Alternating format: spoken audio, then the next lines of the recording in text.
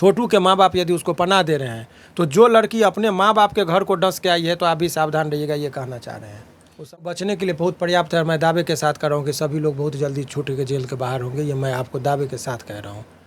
अगला सवाल सर, अगर आप जैसे बता रहे हैं कि आरती के पिता दोषी नहीं है, जीजा दोषी नहीं है, आपको लगता है ऐसा कानूनी रूप से, तो आखिर में दोषी कौन हो सकता है? मेरे हिस्से देखिए, मैं ये नहीं कह रहा हूँ दोषी कौन हो सकता है। इस पूरे प्रकरण का, घटना का जो नींव पड़ा है, एक आदमी के नासमझी से सारी घटना का वारदात हुआ। वो नमस्कार, मैं हूँ प्रतीक परमार, आप देख रहे हैं सतर्क बिहार। इस वक्त पूरे के पूरे देश में एक अलग ही माहौल चला हुआ है। बहुत सारे लोग इमोशनल होके कुछ लोगों को सपोर्ट कर रहे हैं। जैसे आरती छोटू का केस बहुत ज़्यादा वायरल हो रहा है। इस केस में तमाम तरीके के दलीलें सामने आते जा रही हैं। कभी छोटू के तरफ लोग इतने ज़्यादा इमोशनल हो जाते हैं कि छोटू को सपोर्ट करते हैं, दूर दूर से लोग आते हैं उसे सपोर्ट दिखाने के लिए और आरती को न्याय दिलाने की तमाम तरीके की दलीलें पेश करते हैं। अभी हमारे साथ पटना हाई कोर्ट के जाने माने वकील शिवनंदन भारती जी हैं। इनसे कुछ बातें करेंगे। इनसे बात इसलिए करने आए हैं क्योंकि ये आरती के पिता, जिनके ऊपर आरती ने आरोप लगाया है कि उन्होंने छोटू को मारा है, उनके ऊपर आरोप लगाया है, ये उनकी तरफ से केस लड़ रहे हैं। इनसे हम बातें करने आए हैं। सबसे पहले तो सतर्क बिहार परिवार में आपका स्वागत है सर। बहुत बहुत धन्यवाद आपका भी। तो जानना चाहेंगे जैसे कि अभी आप आरती के पिता की तरफ से लड़ रहे हैं इस केस को। देखिए, सबसे पहले ये चीज़ समझिए कि जब तक केस में वकालतनामा नहीं फाइल हो जाता तब तक उनके परिजन हमसे संपर्क में हैं। और ये हाई कोर्ट में मामला अभी आया नहीं है लोअर कोर्ट के लिए, लेकिन संपर्क में है। तो आप उनके तरफ से मैं केस को देख रहा हूँ। उनके परिजन कुछ हमसे संपर्क में, उनके पिताजी तो अभी जेल में है और परिजन, तो उनके परिजन की तरफ से तो मतलब कि कुछ परिजन उनके आपके संपर्क में हैं। सबसे पहले कुछ सवाल हमारे हैं, जैसे कि आरती तमाम तरीके की दलीलें पेश कर रही हैं कि मेरे परिवार वालों ने छोटू को मार दिया है।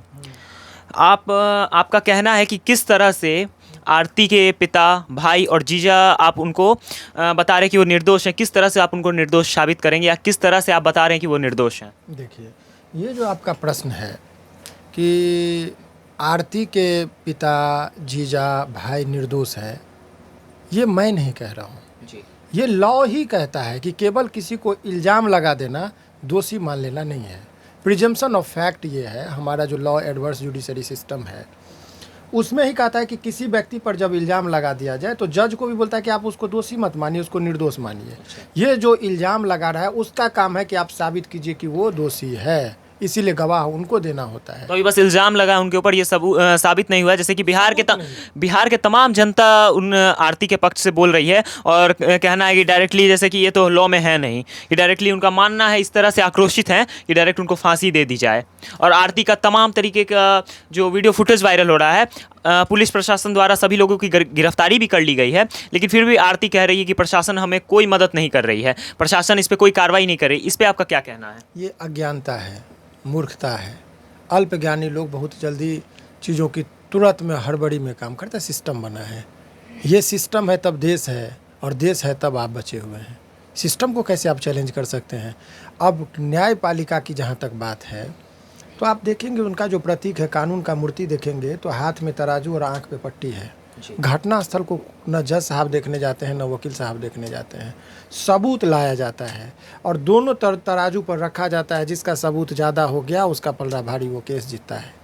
तो सबूत के आधार पर किसी व्यक्ति को आप कहेंगे कि वो दोषी है कि नहीं है। तो यहाँ पर तो जैसे पूरे बिहार में, राज्य में देखने को मिल रहा है, ऐसे तो पूरे भारत में ये केस चला गया है, हर कोई इस केस को देख रहा है। लेकिन बिहार के अंदर जो देखने को मिल रहा है हमें, कि बिहार में लोग बस सबूत को छोड़ करके इमोशन को ही तराजू पर रख करके तौल रहे हैं। इस पर आपका क्या कहना है? देखिए, ये जज्बाती है। मैं यहाँ की जनता की संवेदना लोगों के प्रति जो भी, देखिए तत्काल नेचुरल चीज़ पर आप चलेंगे तो आपको पता चलेगा। लाश देखा, लोगों को लगा अरे गलत किया, अन्याय किया। फिर लोगों ने चीज़ों को ठहर के जब लोग समझे, जब मैंने इससे पहले हमारा एक वीडियो वायरल हुआ था, मैंने लोगों को सही डायरेक्शन में ध्यान आकृष्ट कराया कि देखिए ऐसा हुआ है। उसके बाद लोगों ने जब समझना शुरू किया तो निगेटिव होना शुरू हो गया। इस पूरे प्रकरण में आप जब जाएंगे तो आप देखिए कि ये सबसे पहले उनके कोई भी आप समझिए कि 2 बजे रात में आप ही के घर में या मेरे घर में या किसी जो जनता लोग कह रही है उनके घर में उनकी बच्ची को के साथ यदि किसी व्यक्ति को आप आपत्तिजनक स्थिति में देखेंगे तो आपका रिएक्शन क्या होगा? क्या उसको आरती उतारेंगे आप? जी नहीं, बिल्कुल नहीं। या दामाद की तरह स्वागत करेंगे? कि उस पर जो आपका जो नेचुरल चीज़ है कि आपका गुस्सा है वो आएगा। तो वो गुस्सा उनके ऊपर दिखा और उसी में हल्ला हुआ तो गाँव में लोग जो है सो इज्जत के लिए मरते हैं। पूरे गांव का जो समाज, वो बेटी किसी के एक आदमी की बेटी नहीं होती है, बेटी पूरे समाज की होती है। पूरा समाज ने इस चीज़ का विरोध किया और गांव में आज भी ये प्रचलन अभी तक भी अच्छे रूप में चला आ रहा है। बिल्कुल बिल्कुल। और वो समाज में सभी लोग जब वहाँ पर आ गए तो सभी लोगों के आने के बाद उस लड़के के को पकड़ा गया, उसी में मॉब लिंचिंग का मामला हुआ, कुछ मारपीट भी लगा। इस चीज़ से भी इनकार नहीं किया जा सकता है, जो लोगों के द्वारा बताया, आक्रोशित लोगों द्वारा भीड़ का कोई रूप नहीं होता है। और उसी आधार पर जो है इस लड़का को रूम में बंद कर दिया गया। जो बयान ये लड़की दे रही है उस बयान के मुताबिक कह रहे कि मुझे एक कमरे में बंद कर दिया गया, इसको दूसरे कमरे में लेके गया। तो तुम कैसे देखी कौन मारा? अच्छा, तो उनका आरती का जैसा कहना है कि मैं आंखों देखा हाल बता रही हूँ, लेकिन फिर वो आरती ही है जो दूसरे लाइन में ये कहती है कि मुझे दूसरे रूम में बंद कर दिया गया था और छोटू को दूसरे रूम में बंद किया गया। तो ये आंखों देखा हाल कैसे हो सकता है, आंखों देखा दृश्य कैसे हो सकता है? बिल्कुल एक बात। दूसरी बात, पता नहीं इस देश को में कैसे कैसे लोग हैं। कुछ लोग में कुछ संगठन वाले लोग पहुंच गए।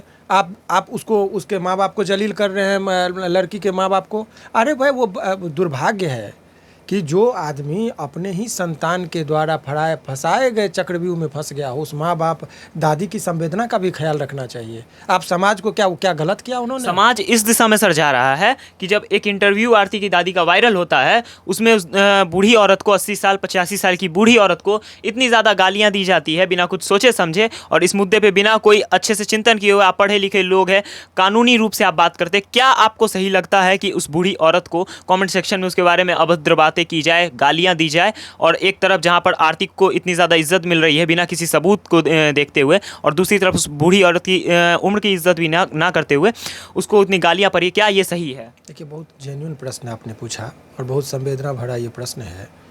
ये गाली देना, बूढ़ी औरत की बात को कोई नहीं समझना, ये जज्बाती, क्या तो हर घर को वेश्यालय बना दिया जाए? जो लोग इस मेंटेलिटी के, वही ना ये निगेटिव बात कर रहे हैं कि भाई घर में ठीक है, हम प्यार के विरोधी नहीं हैं। अनेकों कोर्ट मैरिज मैंने अपने जीवन में कराया, 72 शादी अभी तक मैंने कराया है। ये 2019 की बात मैं बता रहा हूँ, 20 में कोरोना काल में कुछ रहा, 72 शादी मैंने कराया था। प्रेमी युगल जब आते हैं तो मैं उनको बहुत काउंसलिंग भी करता हूँ, बहुत लोगों का अरेंज में भी कन्वर्ट कराता हूँ। शादी के लिए जो क्राइटेरिया है उनको समझाता हूँ कि लड़की का 18 वर्ष होना चाहिए, तुम्हारे पास डॉक्यूमेंट्स होना चाहिए, आधार कार्ड पर नहीं होगा, बहुत सारी चीज़ मैं करता हूँ। प्यार का विरोधी नहीं हूँ। गलत ट्रेंड की बात, वो लड़की प्यार नहीं करती है। प्यार का मतलब ये नहीं होता कि शारीरिक सुख और भूख को मिटा लेना। तुम उसको इनवाइट करके घर में, रिस्क लेके नहीं बुलाया आपने कि उसको घर में तुम आ जाओ, वो प्यार में उसको भी 2 बजे रात में तुम उसको फ़ोन पे समझाती। यदि वो लड़का इमोशन में बह के तुम्हारे पास आ रहा था, तुम प्यार से उसको समझाती। असली दोस्त और मित्र का काम क्या है? कोई गलत भी बहकने भी लगे तो उसको संभालना। वो प्यार से समझाते कि नहीं, घर में मत आइए, इज्जत प्रतिष्ठा का बात है, सुबह में मिलेंगे, नहीं रहा जा रहा है, चलिए शारीरिक भूख है, नहीं मिटाने के लिए नहीं रहा जा रहा है, तो उसी के लिए तो शादी की व्यवस्था की गई समाज में कि आप शादी तक इंतज़ार कीजिए। क्या यदि वो चरित्रवान होती, यदि वो बुद्धिमान होती, यदि वो आप जितना जिस, अच्छा ये नहीं कह सकते कि वो बेवकूफ़ भी नहीं है, वो इतने हाइपोथेटिकल क्रिएशन उसके मन में है। कहती है कि हमको भूत आके आत्मा में को बहुत कुछ बता रहा है, कभी भतीजी को लग जा रहा है तो कभी उधर लग जा रहा है, कभी बेहोश हो जा रहा है, ये सब कुछ भूत 50 भगवान सब कुछ तुम ही हो गई, जो माँ बाप पैदा किया वो कुछ नहीं है। और उस माँ बाप की ना हो करके अब आरती कहती है कि मेरे लिए जो है वो छोटू के माता पिता है, जो माता पिता पैदा करते हैं और एक अच्छा संस्कार देते हैं। कहीं ना कहीं माता पिता की भी चूक रही है कि आरती को एक अच्छा संस्कार नहीं मिल पाया। अगला सवाल सर, अगर आप जैसे बता रहे हैं कि आरती के पिता दोषी नहीं है, जीजा दोषी नहीं है, आपको लगता है ऐसा कानूनी रूप से, तो आखिर में दोषी कौन हो सकता है? मेरे देखिए, मैं ये नहीं कह रहा हूँ दोषी कौन हो सकता है। इस पूरे प्रकरण का, घटना का जो नींव पड़ा है, एक आदमी के नासमझी से सारी घटना का वारदात हुआ, वो है आरती खुद। तो मतलब कहीं ना कहीं घुमा फिरा करके आरती की ही गलती सामने आ रही है। ये आपका व्याख्या है, आप कीजिए। मैं ये कह रहा हूँ कि नासमझी का परिणाम ये है, उसको समझिए, हम लीगल एस्पेक्ट में बोलना चाहेंगे। उनके एक मासूमियत कहिए, नासमझी कहिए, बेवकूफ़ाना कहिए, बचपना तो नहीं कह सकेंगे चूँकि मेजर है, यदि है तो मैं उस चीज़ को भी नहीं मान रहा हूँ जब तक डॉक्यूमेंट। ये भाई, आप जो भी चीज़ हुआ ये एक सडन है। अब लॉ का अलग है। रात में यदि कोई व्यक्ति किसी के घर में घुस जाए तो नेचुरल रिएक्शन जो होगा, एक हमारे यहाँ एक लीगल एस्पेक्ट में टर्म है रेस इप्सा लिक्विटर, मतलब इसका होता है थिंग्स स्पीक इटसेल्फ। इसका मतलब ये कि परिस्थिति बहुत कुछ बयां कर देती है। उस घटना का परिस्थिति बहुत कुछ बयां कर रहा है कि कौन दोषी। देखिए, मौत हो जाना ये चीज़ें नहीं करते हैं, कहीं चोर को भी मारना अपराध है, डकैत को भी मारना अपराध है, लेकिन रेलवे स्टेशन पर जब पॉकेट मार पकड़ा जाता है तो कानून रोकता है कि जनता ढूंढ देता है उसको, मोबिलिटी करके उसे मारती है ना। तो वो कितने लोगों को आप फांसी देंगे? देते रहिए, लेकिन लोगों को तो रिएक्शन पे होता है। उस टाइम में लड़का घर में पकड़ा गया, पूरा गांव का लोग आ गया, समाज की इज्जत के से जोड़ के देखा, भावना में उसको मारपीट करके रूम में बंद कर दिया गया, तो कौन सा अपराध किया गया? तो बहुत सारा ग्राउंड इस केस में है। तो आपके हिसाब से अब जैसे ये तो बातें हो गई, पूरे समाज की बात हो गई, कानून इसमें क्या कहता है? इस केस में कानूनी कार्रवाई क्या होगी और कानून इस पर क्या सोचता है? देखिए, कानून का जहाँ तक बात है तो मैं आपको जानकारी के लिए बता दूं कि कानूनी दृष्टिकोण से इस पूरे प्रकरण में 302 में मर्डर का पनिशमेंट है, डिफिनीशन उसका 300 में दिया गया है। तो उसमें यदि जो इसेंशियल इंग्रेडिएंट 302 के लिए मटेरियल लॉ की बात मैं बता रहा हूँ, इरादा होना चाहिए, बहुत सारा चीज़, बॉडली इंजरी, बहुत सारा चीज़ है, लेकिन सारा इंग्रेडिएंट पूरा होने के बाद भी उसका अपवाद है, जिसमें ग्रेव एंड सडन प्रोवोकेशन का एक बहुत महत्वपूर्ण ग्राउंड है। जो आईपीसी जो लिखा गया लॉर्ड मैकेले के द्वारा 1860 में बनाया, तब से लेकर अभी तक वही चल रहा है। बहुत सारे चीज़ उसमें इतना मटेरियल है। लॉर्ड मैकेले का मैं जिक्र इसलिए कर रहा हूँ कि उस टाइम में जो आईपीसी उन्होंने लिखा 511 सेक्शन है, इसमें 23 चैप्टर है, हर चैप्टर का अपना एक महत्व है। उसमें इसमें जो उन्होंने लिखा तो उनके तरफ से बोला गया कि यदि कोई ग्रेव एंड सडन प्रोवोकेशन में किसी की मौत हो जाती है तो हत्या के श्रेणी में नहीं रखा गया है उसको। टर्म उन्होंने दो बहुत सोच समझ के रखा। नानावती के केस में सुप्रीम कोर्ट ने उसकी व्याख्या भी किया। ग्रेव एंड सडन का मतलब समझिए कि कोई ऐसी स्थिति देखते हैं जो गंभीर नेचर का हो और सडन हो, उससे आप उत्तेजित होकर यदि किसी को मार देंगे तो हत्या की श्रेणी में नहीं आएगा। अब बोलिएगा कि ग्रेव कैसे, ये साबित करना मेरा है। ग्रेव का मतलब यदि किसी को आप कान पकड़ के ऐंठ लिए, बाल खींच लिए, उस पर यदि पहले उसको उत्तेजित कर देना, उत्तेजित में ग्रेव टर्म को मैं बता रहा हूँ। आपको मान लिया चुटकी मैंने ऐसे काट लिया तो वो ग्रेव नहीं हुआ, लेकिन कोई अपनी बेटी को देखेगा कि घर में घुस के कुकर्म करा तो ग्रेव है, स्वाभाविक है। और सडन, अरे क्या हुआ रात में 2 बजे तो देख रहे हैं घर में कोई गुस्सा है, सडन आया, गुस्सा आया, हम थप्पड़ मारे, लपड़ मारे, मर गया तो मरने दो, कोई फर्क नहीं है, कानून उसको बचाता है। ऐसा थोड़ा है कि लाइसेंस दे दिया कि हमारे घर में 2 बजे आके तुम कुकर्म करो, कानून बचाता है। मैं कानून की बात, अनेकों लोगों को मैंने उसमें बचाया है, अनेकों जजमेंट है उसके ऊपर।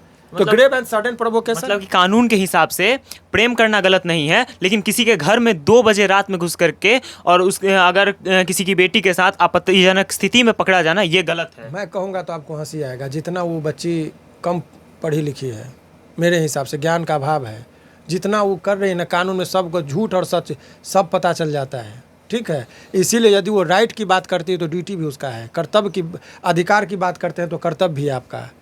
आप कह रहे कि हमारा राइट था हमारा प्यार पाना, तो तुम्हारा कर्तव्य भी था कि तुम अपने पाँव पे खड़ा हो जाती। खाओगी माँ बाप का, कहोगी हम अपने मन से करेंगे, तो उसके लिए तुम प्रतीक्षा करो। यदि घास को उगने का अधिकार है तो गधा को खाने का भी अधिकार है, तो कानून दोनों का राइट है। तो आपको जो ये परिस्थिति, पूरी जितनी परिस्थिति हुई है, ये पूरे तरीके से हाइपोथेटिकल है और एक लड़की के वजह के नासमझी के वजह से इतना बड़ा वारदात हो गया। और वो देखिए अभी किस हैसियत से वहाँ रह रही है, छोटू के घर पे शादी हुई थी नहीं।